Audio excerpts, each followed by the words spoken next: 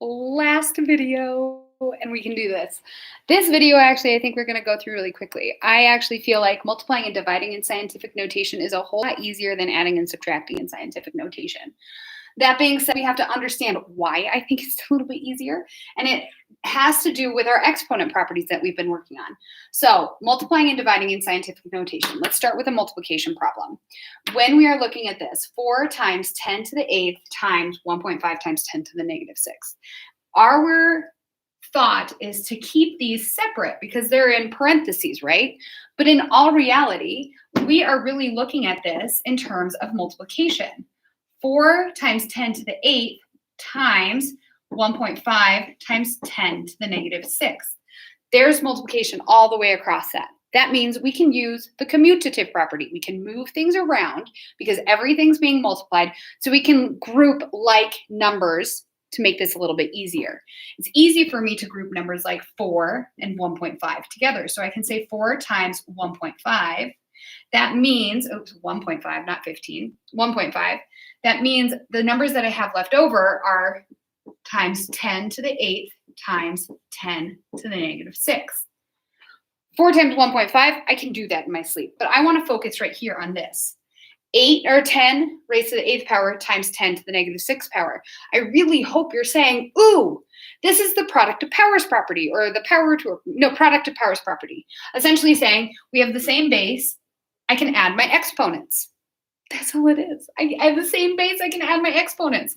So I can rewrite this part right here as saying 10 raised to the 8 plus the negative 6th power equals 10 to the 2nd power. 8 plus negative 6 is 2. So now I can do this math. 4 times 1.5 is 6 times 10 to the 2nd power. So my final answer, 6 times 10 to the 2nd power, and I'm done. Isn't that awesome? I'm done. I'm 2 minutes and 10 seconds into this, and I'm done with one of these problems. I'm so excited. All right, so now we have this next one. It's a little hard to see in here because I wrote into it a little bit. So we have 4 times 10 to the negative 3rd power over 2 times 10 to the negative 8th power. When I look at this, again, I can do the exact same thing, except I do have this division sign. So one thing about division, if I have multiplication in here, I can essentially group like terms. I can say I have 4 and 2, and I can do that division.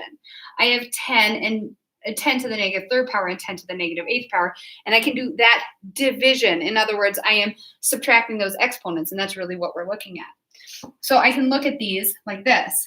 4 over 2 times 10 to the negative 3rd over 10 to the negative 8. And I can do this math. 4 over 2 is 2 times 10 to the negative 3rd power divided by 10 to the negative 8th power. Like bases, when they're being divided, we're subtracting. So I really have 10 to the negative 3rd power minus negative 8. Minus a negative 8 is adding. So now I can add these two together. I get 10 to negative 3rd power plus 8, or 10 to the 5th power. And now I'm done. I'm done. I'm done. 3 minutes and 36 seconds in. Super sweet. All right, so multiplying and dividing, I feel like, is a whole lot easier than adding and subtracting. It doesn't take nearly the amount of brain power. Biggest thing is I'm grouping numbers that I can actually deal with together, and I'm grouping those powers together so I can use the product powers property to set myself up for success. Isn't that so much fun? It's so much fun. All right, thank you for watching. I will talk to you later. You have must-do practice problems and an exit pass that you need to study for in a couple of days. Bye.